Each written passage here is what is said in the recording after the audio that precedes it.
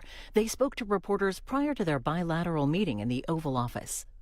The United Kingdom is a wonderful country that I know very well. I'm there a lot, and I'll be going there, and we expect to see each other in the near future. We'll be announcing it, but we're going to be discussing many things today. We'll be discussing Russia-Ukraine. We'll be discussing trade and lots of other items. And I think we can say that we're going to be getting along on every one of them. We've had a tremendous relationship, and frankly, the Prime Minister and I have met twice before, and we get along very famously, as you would say. And I look forward to it very much. We look forward to the day and the meeting. We'll be having a luncheon after this, and then another work session, and I believe we're going to have a press conference at the end. So I look forward to it. And Mr. Prime Minister, thank you very much. Thank you. Thank you, Mr. President. Can I say thank you for your hospitality, for your leadership? We have met a number of times, we've talked a number of times, and we have had a very constructive conversation. I'm sure we will today. And of course, our countries have been bound together for a very long time now. The closest alliance, I think, of any two countries when it comes to prosperity and security. And I know that together we will strengthen that even further. And on issues like Ukraine, thank you for changing the conversation to bring about the possibility that now we can have a peace deal. And we want to work with you to make sure that peace deal is enduring, that it lasts, that it's a deal that goes down as a historic deal, that nobody breaches, and we'll work with you to make sure that that absolutely happens. And it is my pleasure to bring from His Majesty the King a letter. He sends his best wishes and his regards, of course, but he also asked me to bear this letter and bring it to you. So can I present the letter from the King to you? Thank you very much. Am I supposed to read it right now? Yeah, please do. I will do. I've got to tell him what your reaction is, so I need to know. He is a great gentleman, a great gentleman.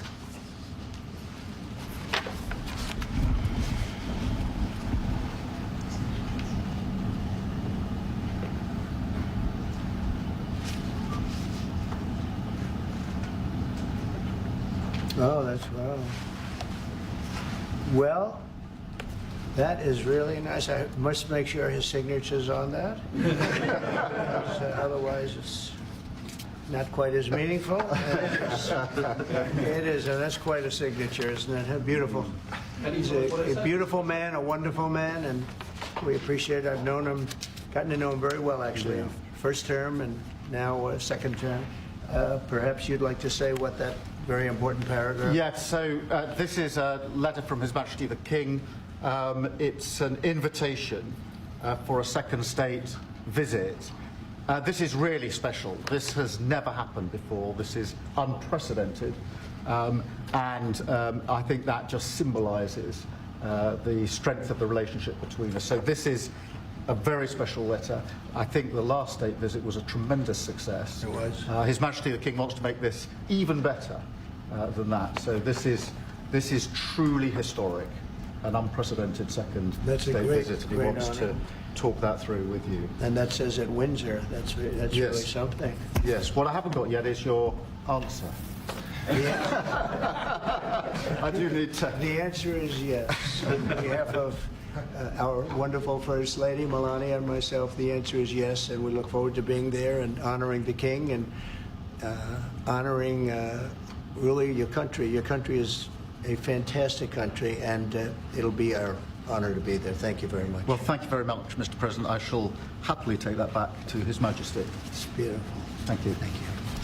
Thank you. I'm going to keep that one. You're going to keep that one. President Trump, Andrew and Tristan Tate landed in Florida today on a private jet after being released from custody in Romania. They are accused rapists, human traffickers, not thought of as good people in many circles. Did your administration pressure the Romanian government to release them, and if so, why? I know nothing about that. I don't know. You're saying he's on a plane right now? He's back. They already did. Yeah, I just know nothing about it. We'll check it out. We'll let you know. I do. Look, obviously this involves, there's an English element here, so obviously it's important that justice is done, and human trafficking is obviously, to my mind, a security risk, and so we'll catch up with the story in due course. You're aware? Are you aware? I didn't know anything about it. Yeah. Mr. President, veterans make up 30% of the federal workforce. Are you tracking how many veterans have been fired so far? Yes, we are. We are, and we take good care of our veterans, so we're watching that very carefully, and we hope it's going to be as small a number as possible. But we are having great success in slimming down our government. It's been really very successful, and some took payouts and buyouts, and others took other things, and some people we're finding out don't even exist. We're finding that we have a lot of people that don't exist, that people thought that did. We will be making a statement on that, but we're taking care of our veterans. We love our veterans. We're going to take good care of them.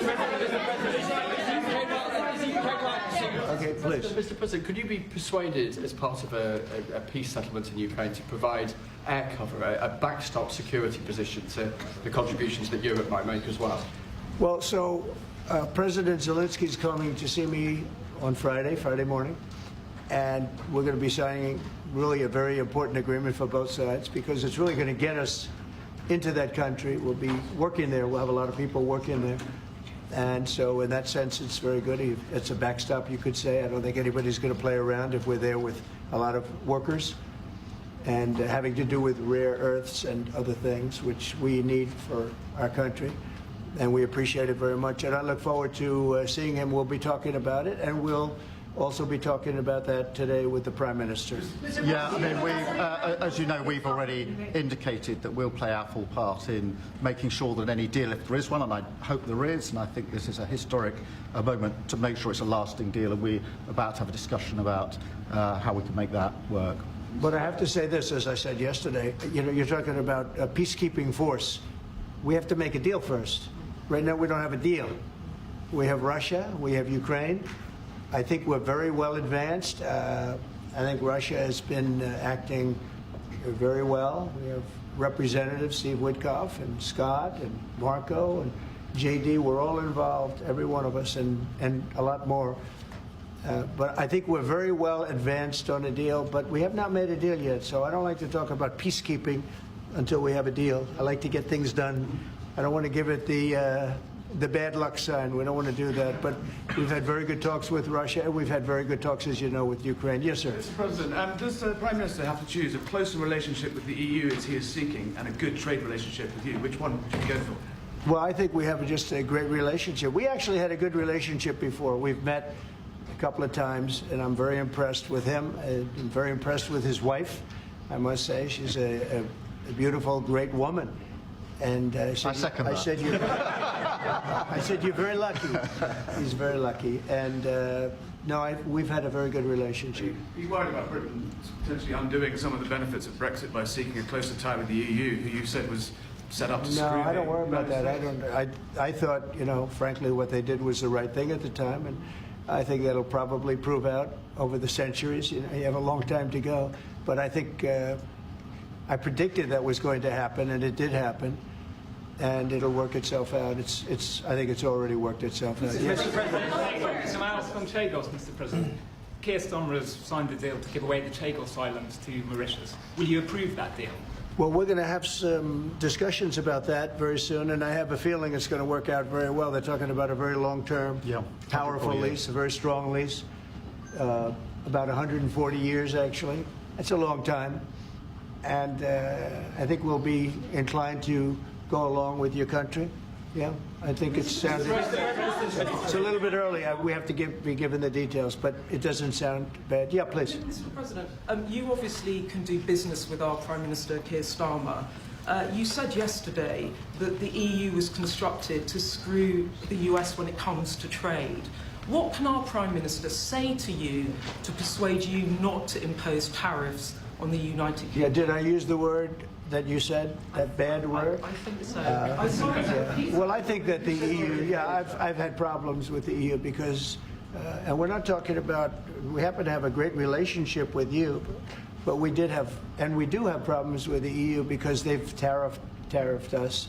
They do it in the form of a VAT tax, which is about 20%, and many other taxes. They sue our companies. They sued Apple, got 16 or 17 billion dollars, which was, I think, totally a ridiculous decision. And they're suing Google for a lot of money. They're suing a lot of other companies, and we don't like the way they're treating our people now. We don't like the way they're treating our companies. They sell us cars. We don't sell them cars. They don't take our cars. They don't take much of our agriculture. And we have a deficit with them of about $350 billion. So I wouldn't say it's been such a great relationship personally, but other people did because it's politically correct to say that it's been good, but it hasn't been good. And we're going to change that. And we are going to have reciprocal tariffs. We're not going to have tariffs. We're going to have reciprocal. Whatever they charge us, we're going to charge them, which for many years, foolishly, I would have done that, but then all of a sudden we had COVID and we had other things to think about. So it took me a little while to get that on. But we had, in my first 4 years, we had the greatest economy in the history of, I think, the world, but certainly in the history of our country. I think we're going to have that again. But the EU was very, very tough on us from the standpoint of trade. Then you could take it a step further and go into NATO, and that was a very tough situation for us. I mean, that's been a very tough situation because we were paying a disproportionate share, and it wasn't good. So, as you know, they paid hundreds of billions of dollars after I got involved, and they evened it out a little bit, but not very much. And then if you look at the war, we're in for $300 billion plus, and they're in for $100 billion. They get their money back, and now we'll get our money back also. But under Biden, you wouldn't have done that. Biden did a terrible job, I have to say. I hate to say that about somebody that sat here just before me, but he did a terrible, terrible job. That war should have never happened, the war between Russia and Ukraine. Frankly, October 7th should have never happened. Israel, that should have never happened. What happened there should have never. Inflation should have never happened. Afghanistan should have never happened. The way they got out, not getting out, but the way they got out. So, but I can say that as far as we're here for a different reason, we're talking about a very different place, and this is some place that I have investments there. I own Turnberry, I own Aberdeen, and I own a great place called Doonbeg in Ireland. So, you know, I have a great warm spot for your country. And our trade, obviously, is fair and balanced, and in fact, you've got a bit of a surplus, so we're in a different position there. And obviously, we contributed hugely in relation to Ukraine, and taken together with Europe, there's about 50% It'll work, of what's gone in. It'll work. It's going to work. Thank you. So does that mean there won't be any sanctions on the UK then? We'll have to take a look. I mean, we're going to have a good discussion today, and we have some very talented people on the other side, and we have some people that probably aren't as talented as them, but they're pretty good. Marco, what do you think? Our people are pretty good. And no, we're going to have a good discussion, and we'll be talking about that. Mr. President, I just wanted to ask, Mr. Starmer, the Prime Minister has said that he believes that Vladimir Putin would be at risk of invading Ukraine again without a sufficient backstop. Do you think that Vladimir Putin would be likely to invade again in the event of a peace deal? I don't think so. I think when we have a deal, it's going to be the deal. I don't think if I didn't win the election, I don't think we'd be even talking to Putin right now or anybody else. I think it would just, you know, I don't know if you're looking at the stats, but thousands of people are being killed a week, soldiers mostly, because the towns have been destroyed. But thousands of soldiers. This was a very bad week, by the way. I get the stats. Several numbers. And you're talking about a human life. Number one, I want to see that, and it doesn't involve American soldiers, but it's Russian and Ukrainian soldiers, and I think I'm speaking for both. Yeah. Number one, we want to see that stop, and number two, I want to stop paying the kind of money that we're talking about. You know, we're helping, and we're helping NATO, but we're helping a lot, more than anybody else by far, and I want that to stop also. Mr. President, the European... Jeff, go ahead. Thank you, sir. You talked about trade tariffs this morning on your social media site. Just a question about China. 10% tariffs has already been implemented on China. Are you planning to do an additional 10 above the 10? This will be an additional 10 above. And is there, from the talks with Canada and Mexico so far, are you not seeing the progress that you wanted in order to I don't see it at all. No, not on drugs. We've done a great job. If you look at Tom Homan, he's been incredible, and Christie, they've done a great job in terms of the border. But the drugs continue to pour into our country, killing hundreds of thousands of people. We're losing substantially more than 100,000 people. I mean, dead. They're dead. The families are destroyed after that happens. So it's, you know, it's not just that. That's the ultimate. But the families are absolutely destroyed. The drugs come in through Mexico. They come, a lot of them, not all of them, but a lot of them come from China. And that's why we did that. It's 10 plus 10. In 10 case, plus 10. was there confusion on that? There was, sir, yeah. Okay, 10 plus 10. It's a second 10.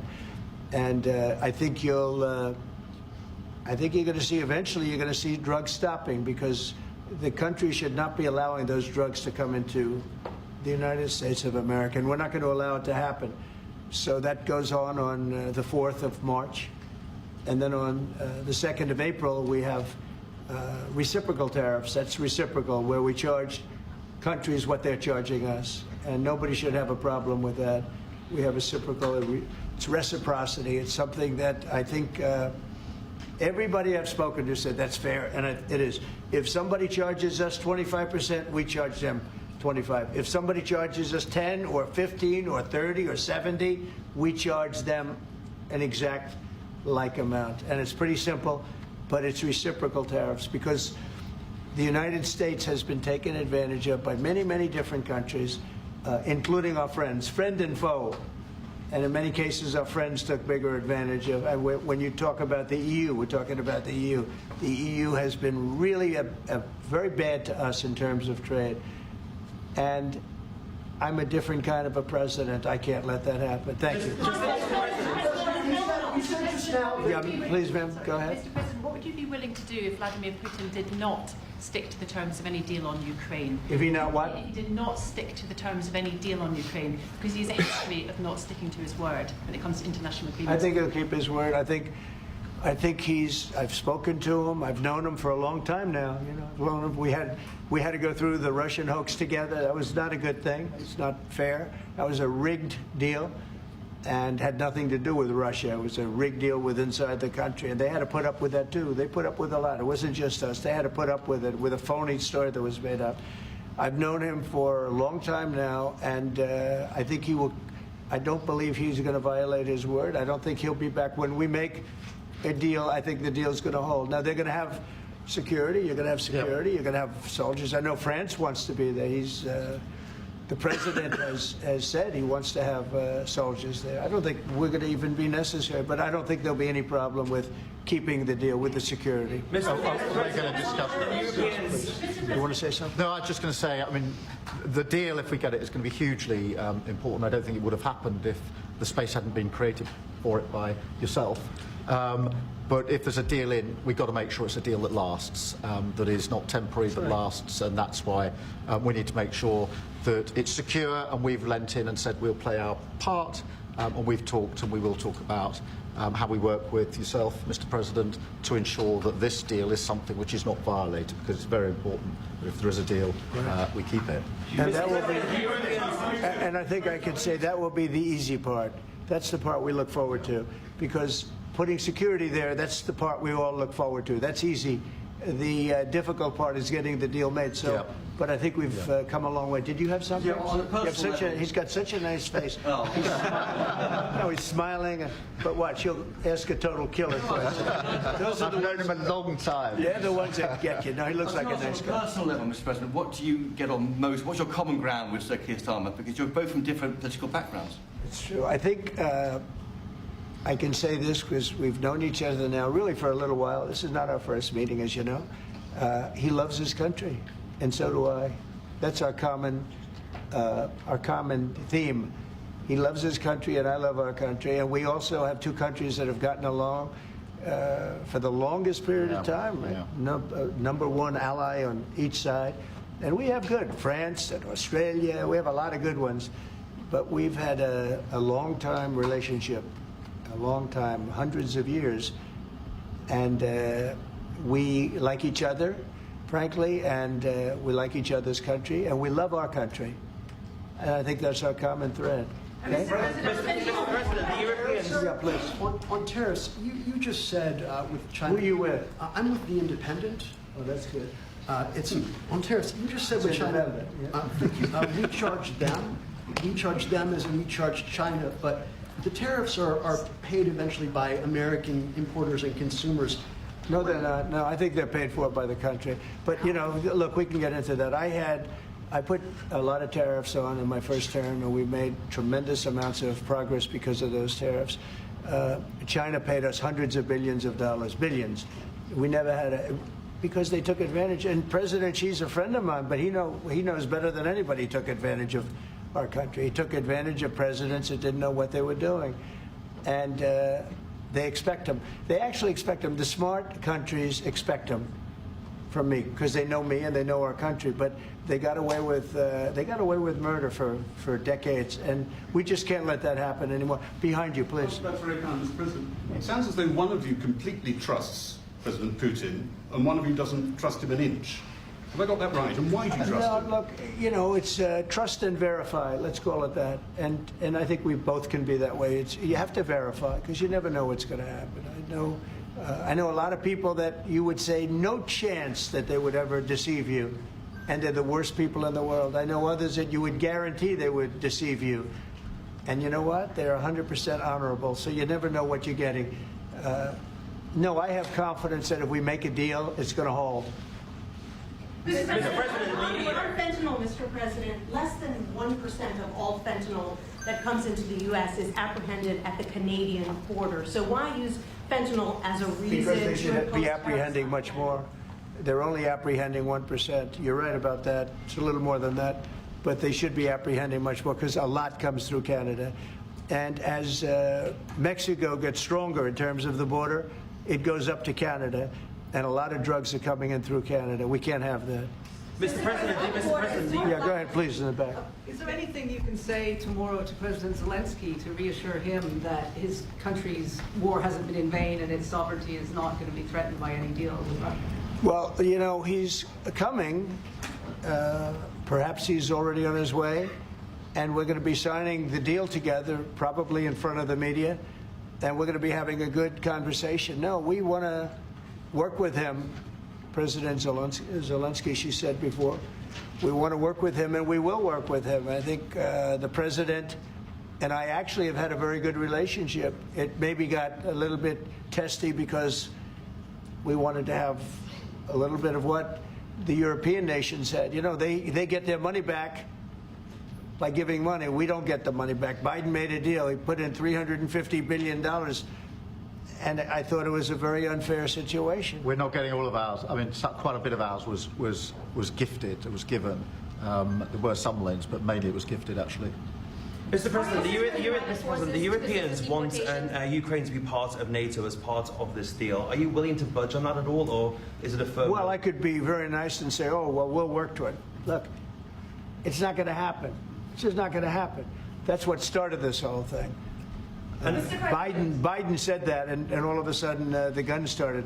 That was one of the primary reasons it started. And this was long before President Putin. They never said it was an impossibility. So we can say, oh, gee, well, we'll try. But that's something that's just not going to happen. And then the other question I ask is about the land. Will you get your land back? Well, they've fought long and hard on the land, and you and I will be discussing that. And we're going to certainly try and get as much as we can back. But on the NATO, it's just not, that's not going to happen. Yeah, please. Mr. President, you talked about having common ground with Keir Starmer, but there are things you disagree on as well. You described Zelensky as a dictator. He describes President Putin as a dictator. Do you see that as a problem? The relationship between President Zelensky and President Putin is not a good one. You've noticed, right? It's not a good one. It's not a good relationship. And we're going to have to try and work something out. Sometimes that happens. I get along with both. I have a very good relationship with President Putin. I think I have a very good relationship with President Zelensky. And now we're doing the deal, and we're going to be in there. We're going to be actually in there, digging our hearts out. And hopefully, we need the rare earth, and we have some here, but we don't have enough. Our economy is very strong, and We need a lot of things that, in some cases, we don't have here. So I think we're going to have a very good relationship, but the relationship between them is not the best. Mr. President, do you still think that Mr. Zelensky is a dictator? Did I say that? I can't believe I said that. Next question. Sir, will you be discussing AUKUS, sir? Yeah, please, go ahead. Yeah, sir. George Parker from the Financial Times. Can you see any situation where US forces could be deployed as a backstop in a peacekeeping operation in direct confrontation with Russian forces? Well, there is a backstop thing. You know, first you're going to have European countries because they're right there. We're very far away. We have an ocean between us. But we want to make sure it works. So I don't know when you say backstop, you mean a backstop psychologically or militarily or what?